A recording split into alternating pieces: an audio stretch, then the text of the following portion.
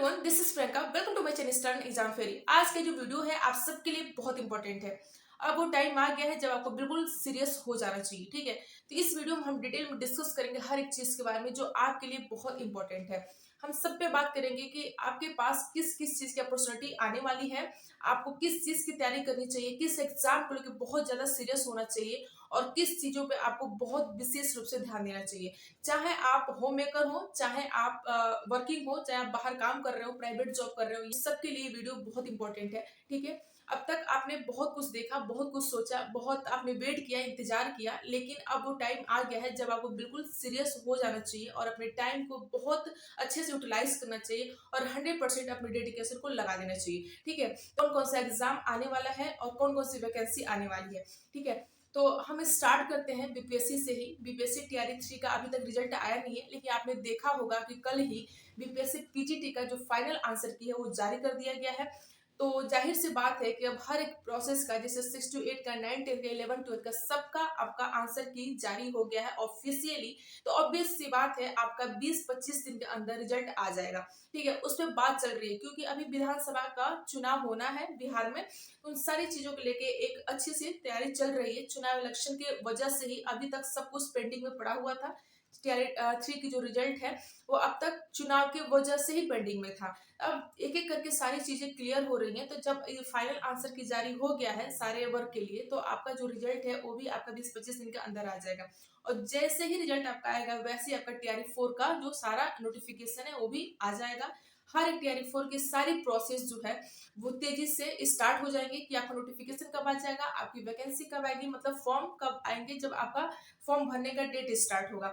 तो ये 100% आएगा। अब बात करते हैं जो बहुत इंपॉर्टेंट है, बैकलॉग सीट के बारे में। आप सबको पता होगा कि बैकलॉग जो सीटें थी वो अभी पेंडिंग है। उसमें ये कहा जा रहा था कि आपकी टीआरई 3 में ऐड होगी। ये क्लियर है कि टीआरई 3 में अब वो बैकलॉग जो सीटें हैं वो ऐड नहीं होंगी। अब वो सीटें आपकी ऐड होगी 4 में। ठीक है, तो अभी आपने देखा है विधानसभा चुनाव को लेके जो शिक्षक भर्ती की घोषणा की गई है, इसमें 2 लाख समथिंग के करीब में जो सीट आ रही है आपकी 6 to 8 में बहुत ज्यादा सीटें हैं। इसीलिए बिहार टेट भी यानी कि बी टेट कराने की योजना भी बनाई जा रही है, जिससे कि कुछ अभ्यर्थी जो है वो बी टेट क्वालिफाई करे। कुछ सीटेट जो ऑलरेडी क्वालिफाई है या क्वालिफाइड कर रहे हैं वो सारे लोग उसमें एलिजिबल होंगे। ठीक है, बिहार टेट कराने का मतलब ये नहीं है कि आपका सी टेट है तो आप इनवैलिड है। इनवैलिड नहीं है। अगर आपके पास सी टेट है तो आप 6 to 8 में अप्लाई कर सकते हैं।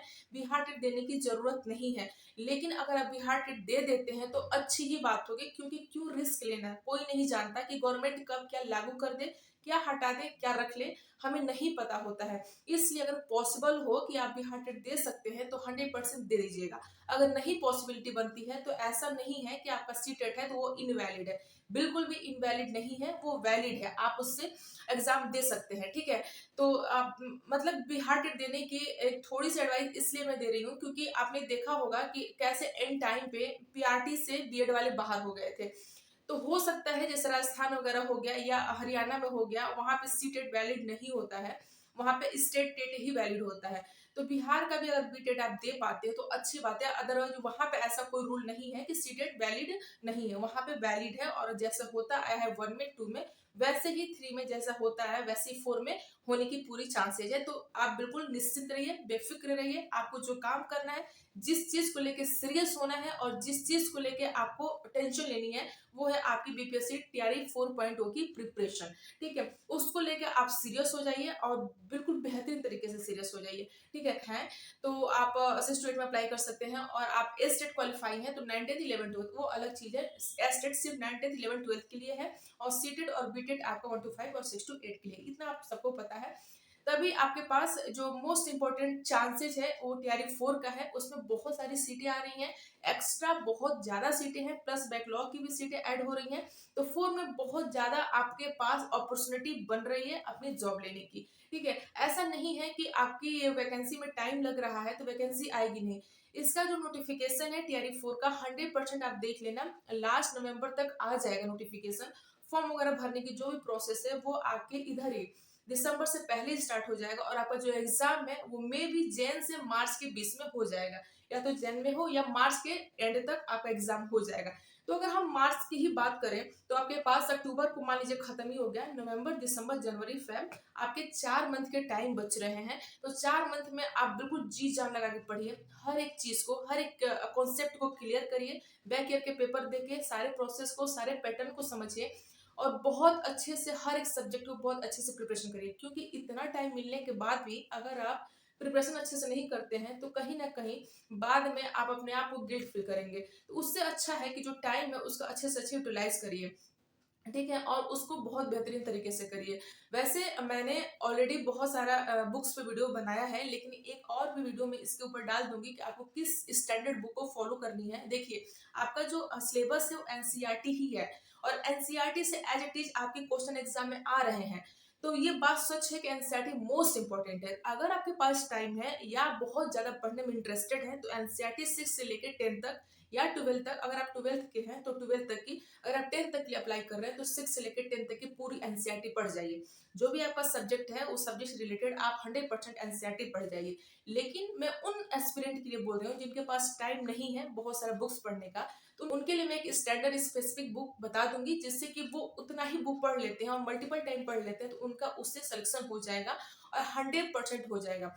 आप यकीन मानिए, एक बार जब आप बुक पढ़ेंगे तो आपको समझ आएगा कि वो बुक कितना इंपॉर्टेंट है और हर एक क्वेश्चन उससे आ जाएगा, ठीक है। क्योंकि वो सारे एनसीईआरटी के टॉपिक है, सबका उसमें निचोड़ है और वन लाइनर के फॉर्म में दिया हुआ है। जो आप पूरा बुक पढ़ के एनसीईआरटी से क्वेश्चन आप निकालेंगे और ऑलरेडी सारे फैक्ट इफेक्ट उसमें दिया हुआ है, तो उसको आपको मल्टीपल टाइम रिवीजन करना है, उसको बस पढ़ना है एक शॉर्ट नोट बना के फ्लो चार्ट के अकॉर्डिंग। तो उससे आपके सारे सब्जेक्ट की बहुत अच्छे से प्रिपरेशन हो जाएगी, ठीक है। साइंस के हैं तो एक विप्लव सर करके, या तो आप दृष्टि में या स्टडी आईक्यू में पढ़ाते हैं, मुझे कंफर्म नहीं है, लेकिन वो टीचर का नाम है, वो विप्लव सर है।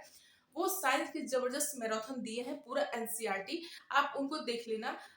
आपका एनसीईआरटी मैक्सिमम उससे कवर हो जाएगा। मैं ये नहीं कह रही कि आप वीडियो के ही थ्रू पढ़ें, क्योंकि वीडियो से आपको पढ़ने में वो कंसंट्रेशन नहीं बन पाता है जो कि आपके बुक से बनता है।